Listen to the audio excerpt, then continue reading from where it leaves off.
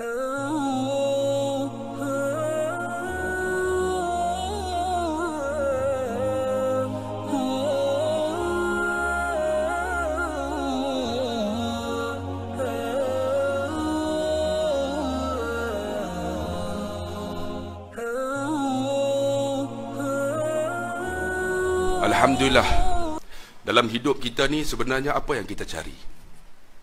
Ada orang mencari rumah yang besar, tetapi dia tak boleh duduk di rumah yang besar tersebut. Ada orang mencari isteri yang cantik, tapi dia bercerai. Ada orang mencari duit, tuan-tuan, berjuta-juta sehingga 2.6 bilion. Awal. Tetapi dia tak tenteram juga. Ada orang mencari, tuan-tuan, pangkat yang besar, tapi bila sampai dapat pangkat yang besar, dia tak tenang. Sebenarnya apa yang kita cari? Ada seorang datuk, tuan-tuan, jemput saya pergi rumah dia. Bila sampai, rumah dia 2 tingkat di atas tanah, 3 tingkat di dalam tanah. Dan setiap tingkat di dalam tanah tu ada kolam renang. Dia bawa masuk, dia kata, "Ustaz, tolong Ustaz, buatlah ru'yah ataupun apa-apa saja. Kami dah seminggu tak boleh tidur dalam rumah ini. Rumah begitu besar, tapi tak boleh tidur." Saya kata, "Kenapa?" "Ada gangguan Ustaz." "Ustaz, tolong Ustaz, buatlah apa-apa pun, ru'yah ke, supaya kami boleh duduk dalam rumah ini." Saya kata, "Dah seminggu tak tidur, Datuk tidur dengan di mana? Dengan keluarga?" Dia kata, "Seminggu dah kami tidur dalam Belfire." Menunjukkan rumah yang besar, tapi tak tenteram. Rumah yang besar, tapi tak aman. Sebenarnya apa yang kita cari? Kita cari rumah besar, tak aman. Ada orang mencari isteri yang cantik, tapi dia bercerai. Nora Dennis bercerai, kahwin lain, betul tak? Lagi Era Fazira bercerai. Apa lagi? Baru ni Fasa apa? Macam tahu ya. Fasa Sanda bercerai. Cantik tak? Cantik, tapi kenapa bercerai? Tak ada ketenangan. Sebenarnya apa yang kita cari? Ada orang mencari, tuan-tuan, isteri yang cantik. Tunkihul mar'atu li arba'in. Kahwinlah perempuan tu dengan 4 perkara. Li jamiliha, cari yang cantik. Ada orang mencari perempuan yang cantik. Kalaulah masa kahwin memang cantik, tapi kalau dah 30 tahun, cantik tak? Tak cantik. Ada orang komplain, "Ustaz, saya dah 30 tahun Ustaz, dah tak cantik Ustaz." Tak apa, tak cantik tak apa. Malam tutup lampu, sama. Kan? Jangan susah hati. Sebab tu ada orang mencari isteri yang cantik, tapi dia tak tenang. Apa yang kita cari? Ada orang mencari isteri salihah. 7 tahun sahabat saya mencari isteri salihah. Dia kata, "Alhamdulillah Ustaz, saya dapat isteri salihah." Saya kata, "Salihah macam mana?" "Salihah binti Din." Salihah binti Din bukan isteri salihah. Salihah tu macam mana? Nanti saya akan bagi tahu. Ada orang mencari duit yang banyak, tapi dia tak tenang. Ada orang mencari pangkat, tapi dia tak sampai. Sebenarnya apa yang kita cari? Yang kita cari adalah keberkatan. Betul tak? Ada orang rumah dia kecil ya, tapi berkat. Ada orang gaji dia tak banyak, 500 ya, tapi berkat. Ada orang dia naik KE20 ya, kan? Toyota KE20 yang start, saya pernah pakai lah, bunyi macam mana? Tu kakak geran pun nak kena tukar dah. Tapi ada orang pakai tu, hati dia tenang. Sebenarnya ialah keberkatan. Berkat tu apa? Berkat tu yang sikit jadi banyak, yang tak tenang. Yang sempit jadi luas, kan? Yang nampak macam kecil tapi sebenarnya besar. Apakah keberkatan yang kata sikit banyak, sempit luas tu? Kata ulama, berkat tu ada 3. Yang pertama, berkat yang ada pada Nabi SAW. Sebab Nabi kata, "Man salla alayya salatan sallallahu biha alaiha 10." Barang siapa selawat dekat Nabi sekali, Allah malaikat selawat dekat dia 10. Tu berkat. Buat satu dapat banyak. Kan, tambah-tambah kita ni hari Jumaat disuruh selawat pada Nabi. Selawat satu dapat 10 selawat daripada Allah dan malaikat. Kita sebut Allahumma salli ala Sayyidina Muhammad. Allah selawat sebut nama kita di langit. Sallu ala Abdullah Khairi. Seronok tak? Tapi kita tak dengar. Cuba kita pergi pasar raya, orang sebut nama kita, seronok tak?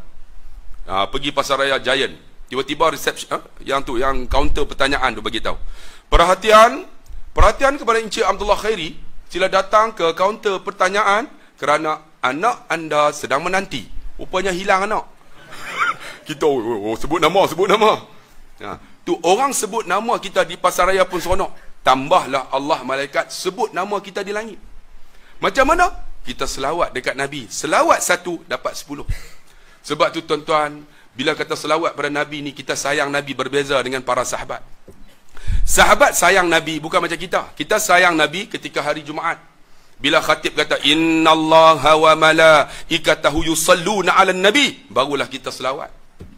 Para sahabat sayang Nabi berbeza dengan kita. Ada seorang sahabat nama Abu Ayyub Al-Ansari. Abu Ayyub ni ketika Nabi hijrah, saya cerita dalam YouTube, dia berdoa, ya Allah, bagilah Nabi duduk di rumahku ya Allah. Tiba-tiba Nabi sampai, semua sahabat pergi offer, ya Rasulullah, duduklah rumahku. Lalu Nabi kata, di mana unta aku berhenti, di situlah tempat kediamanku. Tiba-tiba unta Nabi berjalan tuan-tuan, seperti mana doa Abu Ayyub berhenti depan rumah Abu Ayyub. Abu Ayyub seronok, ya Rasulullah, ini rumahku ya Rasulullah. Masuklah, rumahku ni 2 tingkat ya Rasulullah. Oleh kerana engkau tetamu aku, kau duduk di atas ya Rasulullah. Aku duduk di bawah. Nabi kata, kalau aku duduk di atas, aku mengganggu engkau. Engkau ada isteri, ada anak. Macam inilah, aku duduk di bawah, engkau duduk di atas. Lalu Abu Ayyub duduk di atas, Nabi duduk di bawah. Rumah Abu Ayyub disusun dengan pelepah tamar. Abu Ayyub naik masa tu sejuk. Sejuk di Madinah, tuan-tuan, bulan 12 baru ni sampai 11 darjah Celsius.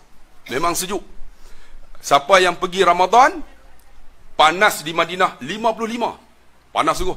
Jadi bila sejuk, Abu Ayyub naik, tiba-tiba dia nak tidur, dia tersepak satu gelas yang ada air. Dia takut gelas tu kena, air tu kena Nabi, dia cari kain, tiba-tiba dapat, dia pun lap. Bila lap tuan-tuan, rupanya kain itu ialah kain selimut dia. Jadi malam tu dia sejuk, menggigil dia. Dia cari kain tak ada, dia ambil kain yang basah, dia selimut. Lagi menggigil, menggeletar dia. Tiba-tiba Abdullah Ibnu Maktum azan, dia bangun. Ketika Bilal azan, dia turun. Nabi jumpa. Wahai Abu Ayyub, kenapa menggigil? Ya Rasulullah, semalam aku nak tidur, tiba-tiba aku tersepak gelas yang ada air. Aku takut air tu kena kamu. Aku lap, rupanya kain itu kain selimut aku. Maafkan aku ya Rasulullah. Tak apa. Nabi kata, aku menyusahkan engkau. Aku tetamu, sepatutnya aku duduk di atas lah. Aku menumpang. Jadi Nabi pun, mulai hari ini aku duduk di atas, engkau duduk di bawah. Maka Nabi duduk di atas. Ketika Nabi duduk di atas, suasana panas. Panas di Madinah 55. Oh, panas tuan-tuan, berpeluh-peluh. Nabi tidur dalam keadaan panas, Nabi berpeluh. Nabi makhluk Allah. Peluh Nabi lebih harum daripada kasturi. Peluh orang segamat, jangan tanya. Tak mandi 2 hari tuan-tuan, datang madrasah ni orang suruh duduk luar. Ni, peluh Nabi wangi. Air kencing Nabi wangi. Najis Nabi wangi. Pernah Sayyidatina Aisyah, Nabi masuk, Sayyidatina Aisyah masuk. Wangi najis Nabi. Allah tuan-tuan. Bila Nabi tidur berpeluh, peluh Nabi tuan-tuan menitis celah-celah pelepah tamar yang disusun jatuh ke bawah. Jatuh di atas muka Abu Ayyub. Abu Ayyub tahulah bila peluh tu jatuh, dia pegang wangi. Dia buat macam mana? Dia buka mulut, dia nganga. Dia buka, dia standby. Peluh tu jatuh, dia telan. Peluh tu jatuh, dia telan. Ketika dia buka mulut, Nabi turun. Wahai Abu Ayyub, kenapa duk buka mulut tu? Ya Rasulullah, sebenarnya peluh kamu lebih harum daripada kasturi. Oleh kerana aku sayang kamu ya Rasulullah, aku minum peluh kamu ya Rasulullah. Nabi kata apa? Barang siapa yang meminum peluhku, dia akan duduk bersamaku di syurga. Sebab tu kita nak cari peluh Nabi tak ada dah. Macam mana nak buat? Man salla alayya salatan sallallahu biha alaihi asyra. Kita selawat Nabi ya. Kita selawat Nabi, Allah malaikat akan sebut nama kita di langit. Seronok tak? Itu tandanya berkat. Buat sikit dapat banyak. Ada satu ketika Nabi bangun tuan-tuan, ni cerita Nabi. Sahabat sayang Nabi bukan macam kita. Bangun-bangun tuan-tuan, ketika tu Nabi nak kencing. Nabi nak kencing bukan macam kita. Kita mana tempat kita kencing. Nabi kencing di dalam bekas. Kalau tuan-tuan tengok dalam riwayat, Nabi kencing dalam satu bekas, Nabi letak tepi. Bila letak tepi, Nabi sambung dengan solat. Kemudian Nabi tidur sekejap. Ketika tidur, bangun Ummu Aiman. Ummu Aiman bangun-bangun, dahaga. Cari air tak ada. Tengok-tengok ada bekas, ada air. Dia pun ambil minum. Rupanya dia tak tahu itu air kencing Nabi. Minum-minum habis. Esok lepas subuh Nabi cari. Bekas ada, air tak ada. Nabi tengok-tengok. Bekas ada, air tak ada. Siapa minum? Siapa yang tuang? Lalu Nabi panggil, Ummu Aiman, mana air dalam bekas ni? Ummu Aiman kata, kenapa ya Rasulullah? Tak, airnya mana? Kenapa ya Rasulullah? Tak, airnya mana? Airnya, maaf ya Rasulullah, aku minum ya Rasulullah. Nabi kata, oleh kerana engkau telah meminum akan air kencing aku, engkau akan bersama aku dalam syurga Allah Subhanahu wa ta'ala. Alhamdulillah, berkatnya air kencing Nabi. Ni saya datang ni tak kencing lagi ni. Siapa nak minum, tuan-tuan? Bukan berkat, mampu tuan-tuan. Air kencing Nabi berkat, air kencing saya jangan, tuan-tuan. Sebab tu tuan-tuan yang dikasihi, kita sayang Nabi macam mana? Kita selawat dekat Nabi SAW. Satu cerita lagi. Ketika dalam peperangan Uhud, sahabat sayang Nabi ni, ketika Nabi berundur diserang oleh Khalid Al-Walid, Nabi jatuh dalam satu lubang, Nabi jatuh patah giginya. Sahabat sayang Nabi, mereka duduk di keliling lubang tersebut, menjadikan diri mereka sebagai perisai. Apabila dipanah oleh musuh, belakang-belakang sahabat seperti mana bulu landak. Penuh ni, busur panah. Akhirnya gugur seorang demi seorang. Nabi bila jatuh, tuan-tuan, datang musuh nak bunuh Nabi. Nabi ada perisai. Dipukul, Nabi tepis, pecah perisai tersebut. Perisai itu menjadi serpihan besi yang menikam di dahi Nabi. Lalu datang sahabat, bunuh ni musuh tersebut. Bila bunuh, Nabi luka di dahi ni, 3 tempat lubang. Bila luka, ada seorang sahabat nama Sa'ad bin Abi Waqqas. Dia pergi dekat Nabi, dia pegang, Nabi sakit. Dia guna apa? Dia guna bibir. Kita ada selumbar masuk, paling mudah kita buat macam mana? Kita letakkan bibir, biar air liur kena dulu. Kemudian kita gigit, tarik. Lalu Sa'ad guna macam mana? Bibirnya. Dia letak, dia biarkan air itu basah, air liurnya, dia tarik. Dia tarik perlahan. Bila dia tarik, patah gigi Sa'ad. Bila patah, besi tadi tercabut. Berdarah gusti ni. Dan ada satu lagi, dia tarik, patah gigi dia, terkeluar besi tersebut. Ada satu lagi dia tarik, gigi dia patah, yang tu pun tercabut. Berdarah gusti ni. Nabi tengok-tengok, Nabi kata, wahai Sa'ad, kamu tak sayang gigi kamu ke ya Sa'ad? Sa'ad kata, ya Rasulullah, aku lebih sayang kamu ya Rasulullah daripada gigiku yang patah ini ya Rasulullah. Kita sakit gigi, tak solat subuh. Kita sakit gigi, tak datang malam ni dengar ceramah. Sakit gigi ya. Lalu berdarah ni. Bila berdarah, ada seorang nama Malik bin Sinan. Malik bin Sinan ni ialah bapa Abu Sa'id Al-Khudri yang banyak merawi hadis.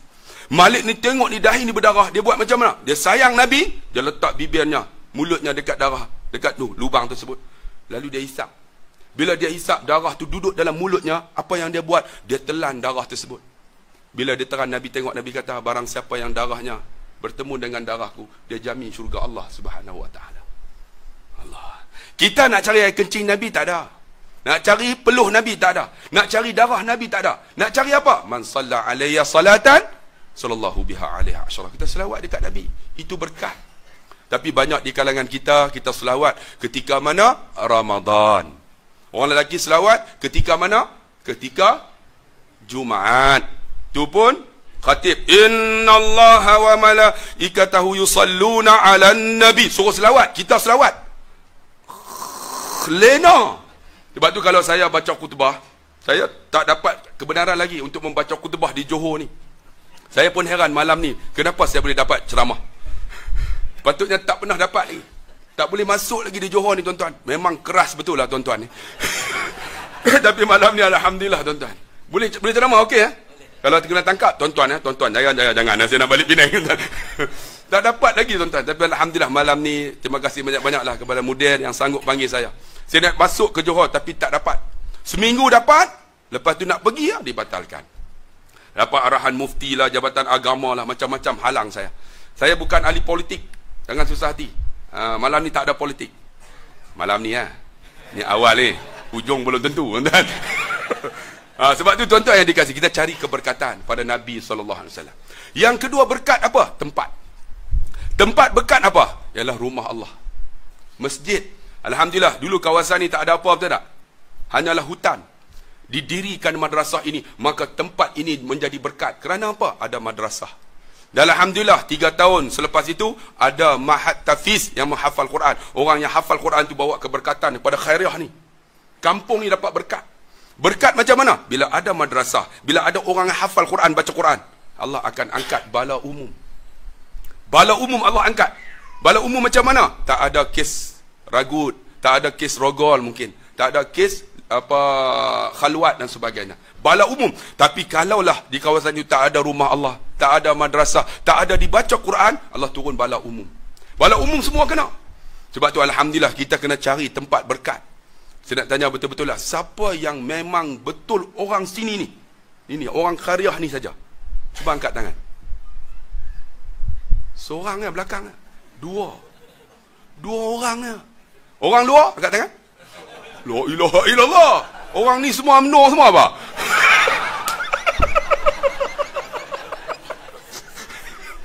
Tak ada sokongan, tuan-tuan.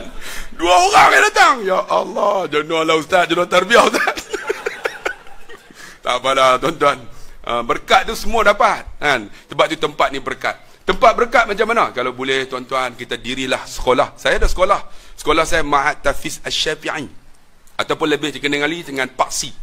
Kalau boleh, tuan-tuan pergilah ziarah di Ma'had Tahfiz saya. Ma'had Tahfiz saya ada kolam renang. Bukan saja kolam renang, ada chalet, ada gelanggang badminton, 4 gelanggang badminton, ada gelanggang futsal, ada kafe, ada tempat archery memanah, ada kuda. Pergi kita buat twin. Tukar-tukar. Ma'had Tahfiz sana datang sini sekejap, sana tukar sekejap. Pergi tengok bagaimana baru ni kita jadi johan badminton seluruh Malaysia. Pakai baju Ma'had Tahfiz. Dia orang kata, apa Ma'had Tahfiz? Tengok-tengok main macam Lin Chong Wei. Kalah dia orang. Baru kita masukkan umur 15 tahun, lawan di antara guru-guru Melayu.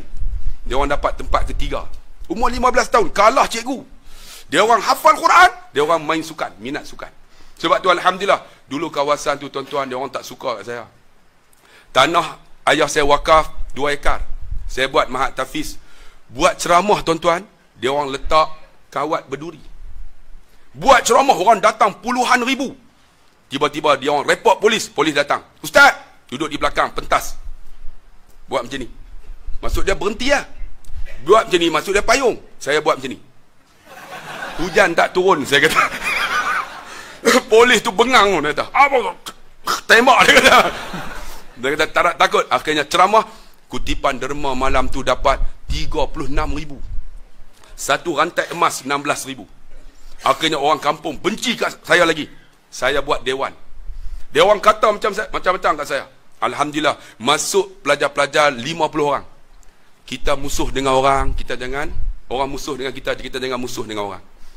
Saya buat macam mana? Dia orang benci saya, dia orang sekat saya, dia orang bubuh batu, dia orang buat macam-macam, bubuh kawat berduri. Bila keluarga mereka mati, saya hantar pelajar-pelajar Ma'had Tahfiz saya baca Quran pada hari yang dia mati sampai hari ke bumi. Akhirnya orang tengok, Ma'had Tahfiz ni tak perlu bayaran. Sembahyang kami sembahyang, mandi kami mandi kalau lelaki. Akhirnya mula dia orang baik. Akhirnya alhamdulillah sekarang ni tuan-tuan, dia orang baik dengan kita. Dia orang musuh dengan kita, kita jangan musuh dengan dia orang. Tapi alhamdulillah sekarang baik dengan kita. Dan ada seorang anak muda benci saya. Kalau saya bawa kereta, dia ludah saya. Saya tak kisah, ludahlah macam mana pun. Satu hari bapak dia duduk ICU. Datang cari saya. Dia orang cari ustaz betul tak? Dia orang tak cari JKK. Dia cari ustaz. Assalamualaikum ustaz, bapak saya ni nazak ustaz, boleh tak tengok? Sedangkan dia bila saya bawa kereta, dia ludah saya, dia benci saya. Saya pergi tengok, saya tahu orang yang sakarat ni, saat dia kita tahu. Bila kita tengok tu, saya pun pegang kaki dia. Pegang, saya kata, bapak ni tak ada harapan dah. Kalau boleh, tanya doktor yang Islam. Mungkin doktor ni bagi tahu, mungkin kita kena bawa balik. Jangan tanya doktor Cina. Dia pun tanya doktor Islam, doktor ni kata tak ada harapan, kalau boleh bawa balik. Jadi bawa baliklah. Bawa balik, saya hantar pelajar saya baca Quran. Setiap 3 jam diganti. 3 jam. Dia orang baca 2 hari, 3 hari, 4 hari, 7 hari. Datang jumpa saya, ustaz, tak mati-mati pula ustaz. Tak mati-mati. Saya pun pening lah, tak mati pula. Tapi hari ke-8 meninggal. Bila meninggal, kami mandikan jenazahnya. Kami sembahyang jenazahnya. Kami masukkan dia dalam kubur. Kami baca talqin. Alhamdulillah, sekarang pelajar, orang yang benci anak muda ini, selalu datang ke tempat saya setiap hari Sabtu untuk belajar Al-Quran. Orang benci kita, jangan kita benci dia. Allahu Akbar. Sebab kita nak tempat itu berkat. Alhamdulillah, tempat berkat apa? Rumah Allah. Sebab itulah bila kita masuk, ingat tak? Kita baca doa apa? Allahumma ghfir li zambi waftah li abwaaba rahmatik. Ya Allah, ampunlah dosa-dosaku dan bukalah pintu rahmat untuk aku. Tapi bila kita keluar, kita baca apa? Allahumma inni as'aluka min fadlik. Minta keberkatan. Sebab tu tempat berkat selalulah datang rumah Allah. Tuan-tuan, hidup kalau tak datang rumah Allah, tak berkat. Masjid selalu pergi, kakak-kakak, makcik-makcik. Pergi, bawa isteri sekali. Macam malam ni saya nak tanya, siapa yang datang dengan isteri dia? Cuba angkat tangan. Alhamdulillah ramai. Siapa yang datang dengan suami dia? Tak angkat. Kakak datang dengan isteri mana ni? Isteri lain mah. Angkat 2 orang ya, lelaki angkat ramai. Tapi saya nak bagi tahu, bawa isteri kita ke rumah Allah, dia akan berkat. Bila berkat, bila kita bangun nanti, isteri itu jadi berkat, dia akan kejut kita subuh. Betul tak? Saya nak tanya, bila bangun subuh, siapa bangun dulu? Saya nak tanya, isteri ke suami? Isteri, nampak isteri kata. Saya tanya suami pula, suami ke isteri? Suami. Yang mana bangun ni? Atau dua-dua tak bangun? Tak apa, bangun. Isteri bangun dulu. Isteri kejut kita. Bang, bangun bang. Tak nak bangun lah. Abang tak bangun. Abang tidur, dia tarik ke selimut. Selimut abang ni macam kulit babi. Kulit babi bang. Kalau kulit khinzir tak apa ni. Khinzir tak apa. Ni kulit babi. Babi bangun tu. Babi oh. Babi bangun. Tapi kalau isteri tak solehah, siapa bangun? Suami bangun. Isteri tidur. Yang, bangun yang. Dia pun, bangun apa? Subuh. Dia tarik ke selimut. Tarik. Ni. Kulit babi. Dia kata apa? Babi pun babi lah. Sebab isteri tak salihah. Sebab tu tuan-tuan, keberkatan. Bawa isteri kita, keluarga kita, rumah Allah. Sebab dia berkat. Berkat macam mana? Tak percaya malam ni tuan-tuan balik tenang tak? Kalau tak tenang, tuan-tuan something wrong. Cari rumah Allah. Alhamdulillah ada madrasah macam ni. Dibuat untuk warga emas. Saya beritahu oleh Ustaz. Bulan 2011, warga emas. Berapa orang yang ada Ustaz? Sekarang ni warga emas. Ramai dah? Sekarang ni. Ramai? 30 orang, Alhamdulillah. Siapa yang warga emas tu yang duduk sini? Oh, Alhamdulillah. Ada suami tak? Tak ada? Oh, tak ada. Siapa yang suami dia tak ada isteri? Tak ada isteri? Siapa? Ada tak? Yang tak ada isteri? Boleh lah. Makcik gelak. Apa salahnya makcik ya? Jangan takut, tak mau. Oh, kahwin makcik. Sebab makcik akan bangun bukan suami yang terakhir. Dengan suami mana paling soleh? Paling soleh. Soleh siapa? Ustaz.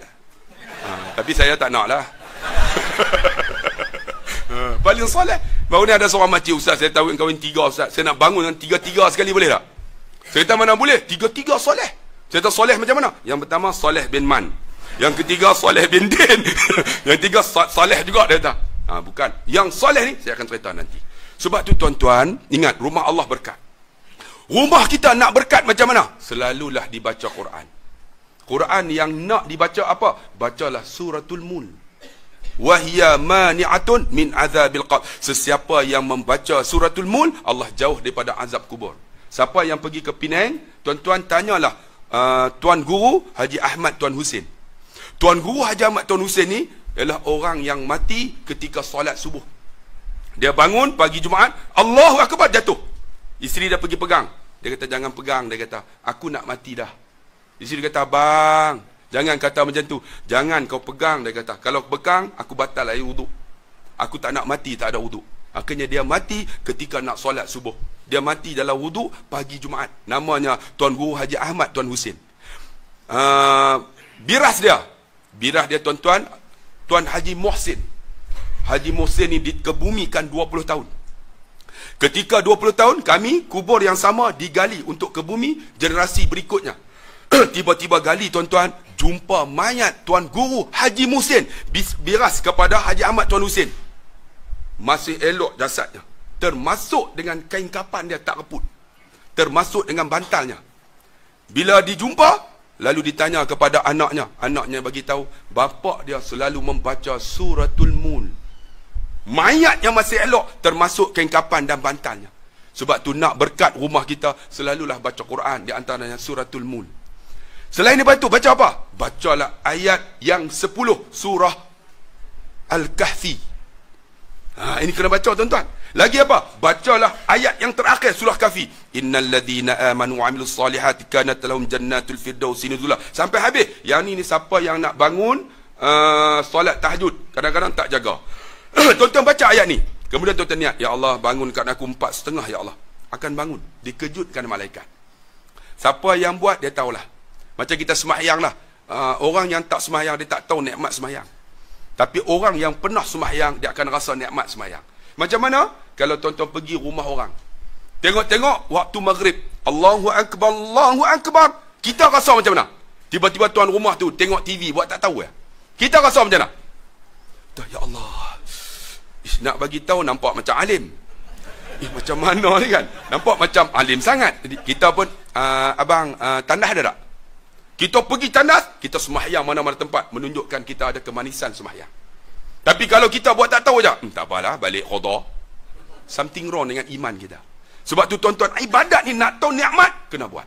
Macam tu sembahyang. Orang yang buat, dia akan rasa nikmat. Macamlah kita makan buah paus, buah mempelam. Tuan-tuan pernah makan tak? Adik pernah makan tak? Buah mempelam. Kita ambil buah pelam tu kan? Buah pelam telur. Kita kupas. Bila dah kupas, nampak isi putih macam ni kan? Kita potong. Potong tu belah 6. Bila dah belah, kita ambil kuah rojak Mak B. Kita ambil satu potong. Kita cicah. Cicah tu. Kemudian ambil, letak di mulut. Meleleh helio dia nama. Kenapa analogi ni dia meleleh helio? Saya baru cerita. Sebab dia pernah makan. Macam tu ibadat. Orang yang pernah buat, nak cerita tak reti, dia kena buat. Sebab tu tuan-tuan, nak berkat rumah kita, Quran kena dibaca. Nabi kata sesiapa yang rumahnya tidak dibaca Quran, rumahnya seperti mana kubur.